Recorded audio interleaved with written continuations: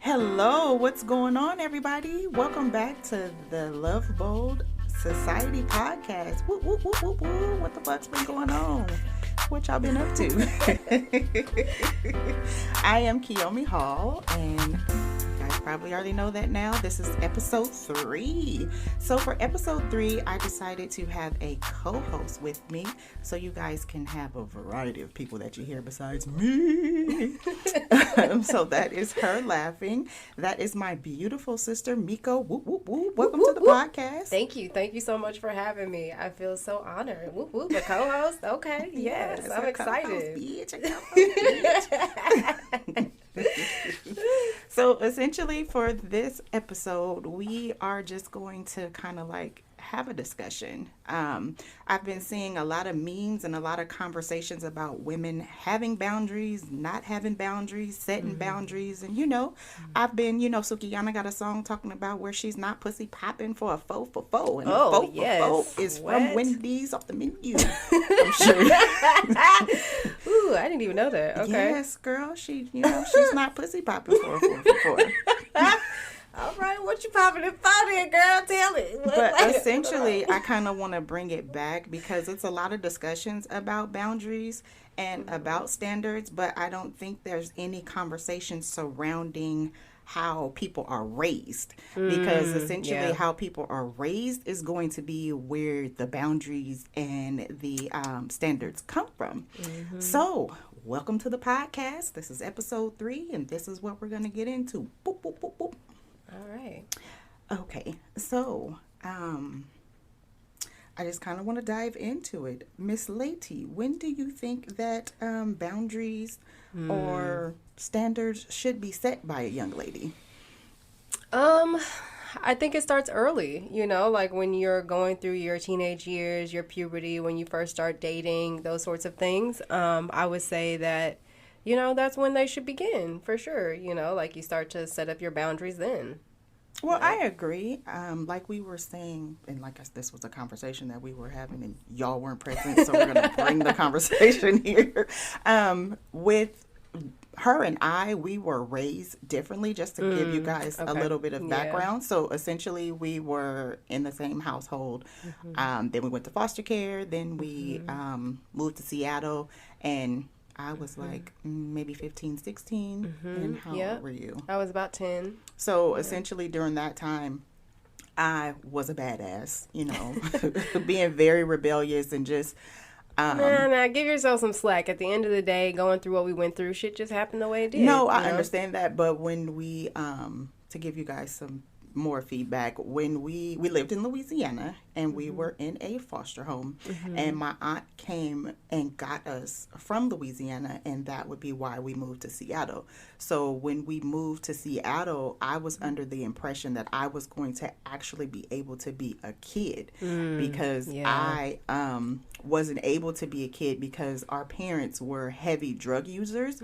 So in that, goddamn Reagan, they abandoned us, and just a lot of different things happened. So for me, I was excited that my aunt came because I was like, fuck yes, I could be a kid.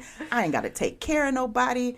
Yes. And then when we got there, that bitch got some foster kids. That's some more, 2 more niggas. Oh my God. And I went from thinking I was going to be a kid, and I had to stay in the same mode of a grown-ass kid, parenting. You know what I'm saying? So that piece is what caused me to be rebellious and just be pissed off. And talk about how old were you at that time? You were about 12 at that time, right? Like 12, 13 when we first got there, and the evolution, like, after a few years. When we first got to Seattle? We were like, I don't fucking know. But bottom line, she got some foster kids, and I was like, this is that straight BS. And so I just never got to be a kid, and I didn't know how to process that. So I was showing my ass. So in that, she sent me to womp, womp, womp, dry ass Sacramento. Dun, dun, dun. And so with that, I just stayed on the rebellious path, and Sacramento just didn't do anything for me. So I ended up going to foster care in Sacramento. And so with that piece, we were raised differently because me being in Sacramento and being in foster care and being in a group home, it kicked me into survival mode. Yeah. So being a young Black female, chocolate and bow leg, big ass titties. Ow. You know what I'm saying? I had to associate my value with my look because I was in survival mode. So I had to associate my boundaries and my standards early and associate my box with a coin. Ding. So we were raised differently. So with that, I was in survival mode. So for me, I had to learn early that if I didn't want to be homeless, I had to be cute. It was just different things that I had to learn, and my boundaries had to be set quick because being on the street, and well, not necessarily on the street, but just being around men that are older than you, they will try to take advantage of you, and they associate looks and sex with money. So, and drugs and all kinds of other stuff if you don't stay on the right path. But so for you, Miss Lady, with you being raised differently, when did you start to associate boundaries?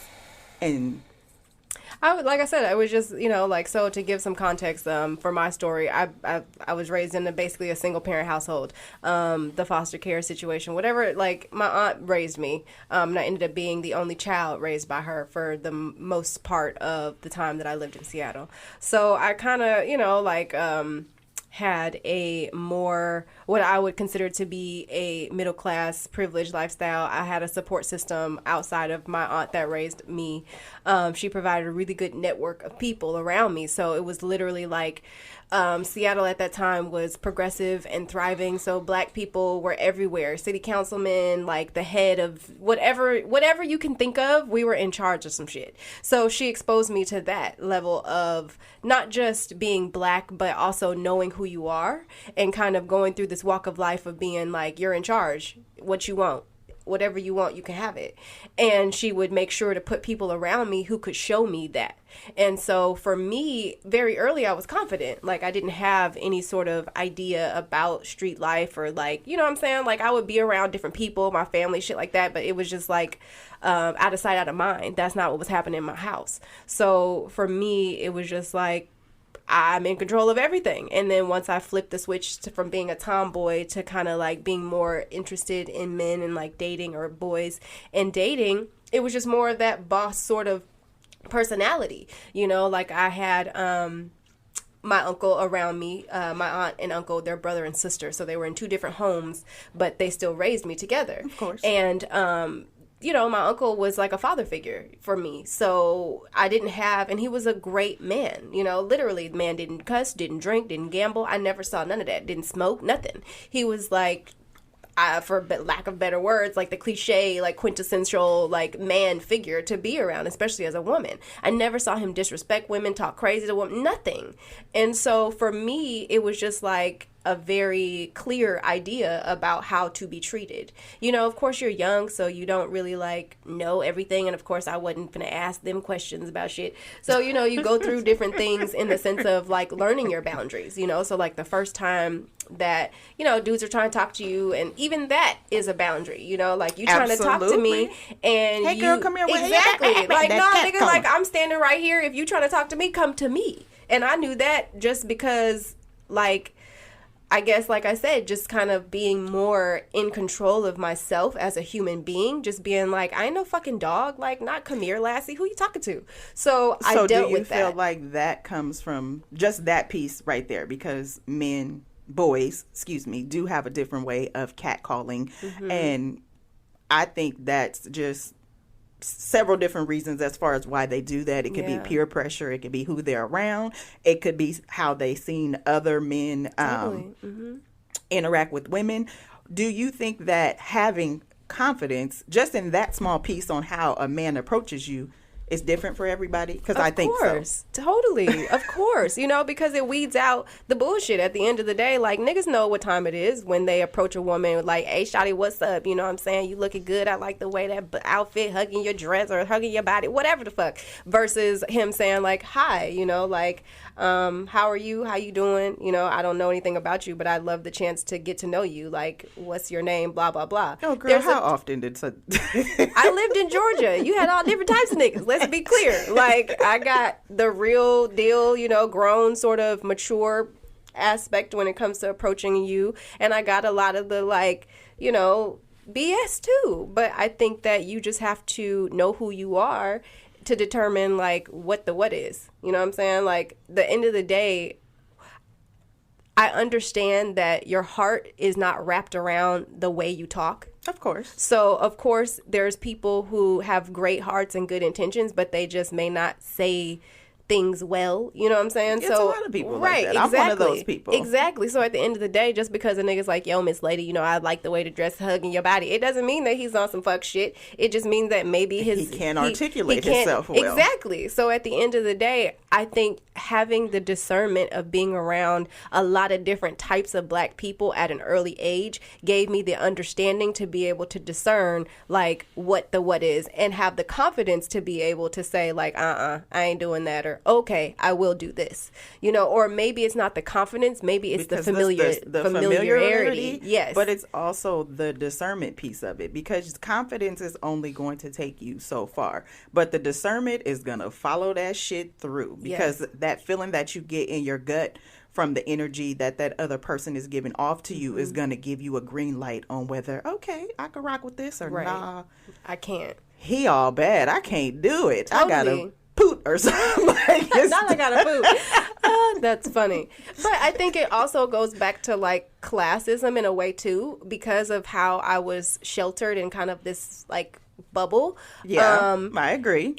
It created a sort of, like, as messed up as it was, I remember being grown and meeting men and looking at their shoes first. Like, I would literally look at their shoes before I would look in their eyes. You know what I'm saying? Like, on some, before I could even, like, I would size you up real quick just to see, like, who you are, because growing up I was told. But that's something you were taught. Right. I was taught, like, you always look at the bottom of a man's shoes and his the back nails, of his neck, his nails, you know what I'm saying? Teeth. Yeah, and that's like, you just, this is what you do. And this is how I was taught, you know, from a woman who is got her own house, got her, you know what I'm saying? So at the end of the day, like, it's just levels in the education that I was given that you may not have received in a different way. Like, you may have just discerned that shit on your own. You know what I'm saying? Like, just being able to say, like, oh, okay. Like, but the key piece in this is how you were raised. Yes. So totally. the whole thing boils down to how you were raised, because you were raised or taught to learn those things. Mm-hmm. For me, I was in survival mode. So interacting with different street men that sold dope and all that type of stuff, you had to learn I had to learn those things on my own, right, and then follow it through, and it was more trial and error. Right. So maybe I should say it that way. Yes. It's more trial and error when you're go through it to experience it in order to know yes or no, to discern. Yeah. Ooh, Jesus, yes. I mean, but that's, you know, that's real for a lot of people. Basically just how we developed our boundaries, you know what I'm saying? Like, what was our sort of first realization that, oh, okay, like, I'm entering this world of interacting with the opposite sex.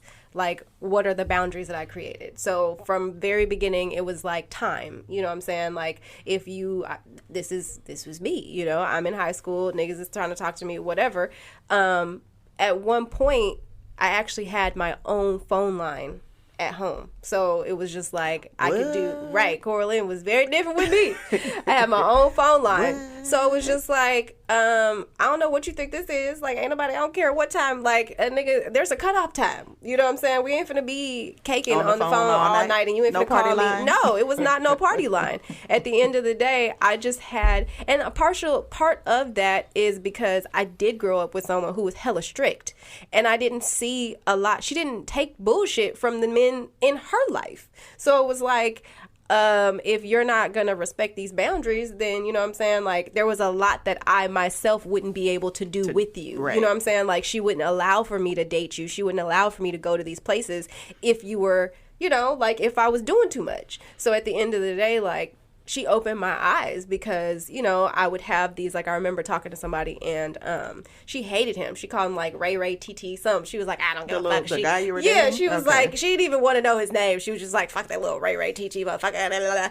And so, you know, because he wasn't her idea of who I should be dating, because in her mind it should have been, you know, I guess somebody who was more prestige. Right, exactly. And I didn't give a fuck about that at the end of the day.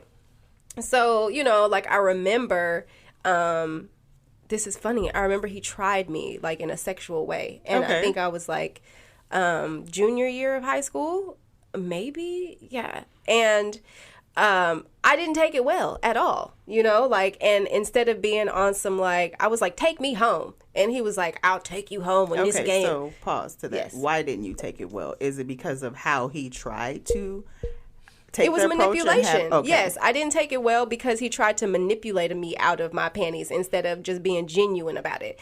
And again, that just didn't work for me. If we're supposed to be in this relationship, then you should be comfortable enough to tell me what it is that you have on your mind instead of being on some sneaky shit, trying to, on some, I'm going to outsmart her out of her own shit. And that, it really made me angry because it's about, at that point, power and control and intelligence. Right. But that's, once again, because if he would have, he's probably already tried that manipulation with several other young ladies who don't have boundaries and don't have any standards. And he was didn't older. Have the confidence to where that shit was okay.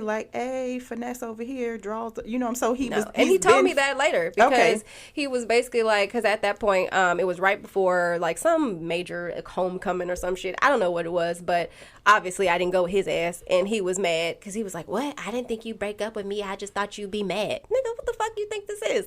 First of all, my mama already don't like you. And then you didn't gave me a reason not to fucking like you. So no, what the fuck? It wasn't rocket science to me. It was just very basic because I always had the idea of, one monkey don't stop no show. Nigga, bye. There's more of you. Of course. And I was very, in terms of my, I traveled. I was in this program. I was in that program. I had been to Dallas. I had been to New York. I had been, what I'm saying? So Hawaii. I've been to different places. Going back and forth to LA, just doing different things in my life where it was just nigga, nah, swerve. Because to speak on that, I think, because I have an 18-year-old, you guys know that already listening to the podcast, I made it a focal point to expose her to different things. She's been out to the Bahamas, London, she's Vegas. She's well traveled. Yes. So with her being well traveled, and I also made it a focal point to be the first person to give her flowers, to be the first person to give her chocolate, to just be the first person to expose. I know this shit. Her daddy's there, but we on different wavelengths. We on different frequencies. Mm-hmm. But just to expose her, take her to Thang Long and crustaceans and just that roof Chris, just that fine dining. So when a dude does come, he can't come at her with that nigga. We going to Red Lobster. And she gonna be like, what? We go to Red Lobster all the time. What you got on my crustaceans? Right. So I nothing with that Red Lobster, bro. I think it's very, very important to instill in our young ladies the confidence because the confidence is key to feel confident, to know that you can have whatever you want to, that you don't have to accept or be with the first guy that catcalls you and all of that. Because I'm going through that with my daughter now. She got a little boy that she like. But anywho. Yeah, I'm like, mom's the word. I don't know nothing. What? So, but she has the confidence piece of it. But it's this is her first date, her first, it's just her first of everything. So she's super duper excited. Yeah. And for me, it's eager beaver. Hold on, shouty. Pump your brakes. I understand your pussy is throbbing, but no, you know what I'm saying? Let's scale it back. Let's have a little fun. He got to take you on some dates. Mm-hmm. He got to show, because I don't know when I started to associate money with value and time as far as men spending with me. Yeah. Because essentially, being in survival mode, you'd be like, okay, well, if he's giving me his money, then he's interested. And that's not always the case. Yeah, no. But that's most definitely not always the case.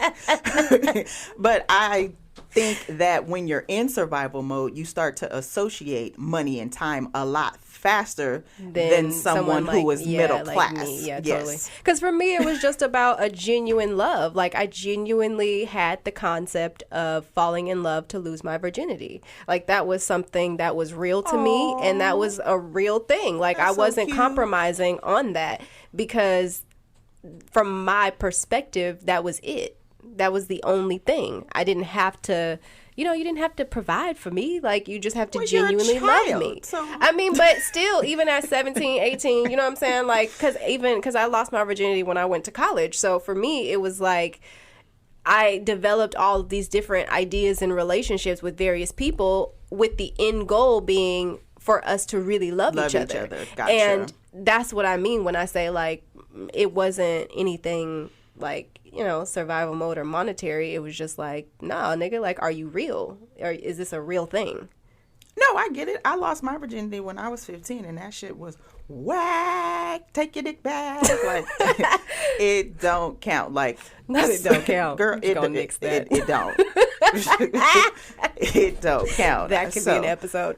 Girl, like, I was born again and lost it again at 17. That wouldn't count it. But once again, y'all grown listening to this, so sex is not good till you know what the fuck you're doing. Right. But that part. That's a whole nother conversation. So to kind of well, we talked about the monetary value. I think that might need to be another episode that we'll have to work on, because I think it might help a lot of ladies with that.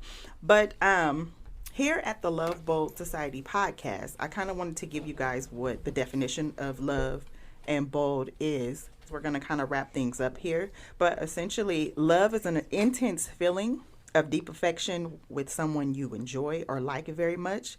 And bold, the definition, now these are Webster's definitions. Bold is going to be showing the ability to take risks, being confident, and being courageous. So, Miss Lady, give us a quick synopsis of a time that you had to love boldly. We ain't got much time, boo. I know. That's why I'm just like, oh, man, a time I had to love boldly. I would say maybe the last situation that I was in, because it was basically rooted in loving myself more than what it offered. And so, like, from the outside looking in, it may have been a good situation, because I believe in partnerships when you're in relationships, you know what I'm saying? It's like beneficial sort of thing. So in that idea, depending on who you are, you may have been like, oh, that was a lit situation. But being that I loved myself greater in the sense of you just have to know who you are, and not compromise on that. And so I genuinely had to, like, it was like a mourning of ways, and because it was like I'm dealing with this person who at the time was sort of my idea of what my mate would look like, and then to have to step outside of that ideal and realize, like, wait, but what are you actually getting though? And so to love myself enough to disband my idea of what I thought was, success or whatever that means for a person, like in this being, I see things that I really, really want for my future. And to say, like, okay, wait, but I love myself so much that his pitfalls or his, like negative attributes, I'm not willing to compromise on that. You know what I'm saying? So it was like, no, like, yes, you do offer all of these amazing things that I've always wanted, but the things that you don't offer are kind of deal breakers for me. And so I just had to, like, backstep and backpedal out of that and sort of get to a space where it's like, no, like, I can still have exactly what I want. Yes, you can have what you want, and loving yourself boldly is beyond important. And that is the focal point of this podcast here at Love Bold Society. We want you guys to invoke self-love, self-care, self-esteem, boundaries, standards, all of the above. So with that being said, one, thank you, boo. This is my sister. Thank you for having me. Thank you so much for coming. Yay. For my listeners, you can follow us at the Love Boat Society on Instagram, Twitter. We have a website coming up. But I want you guys to learn to love who you are and learn to forgive who has hurt you. That is going to be two things that you niggas need to start working on immediately. Right. Like immediately. Because we all, besides color, whatever, love is what's going to get us through all of this shit that's going on. And learning how to forgive yourself and other people is going to be what gets us back to the love. So once again, thank you so much for listening to my podcast. This is Kiyomi, and this is the Love Boat Society, and you niggas tap in with me.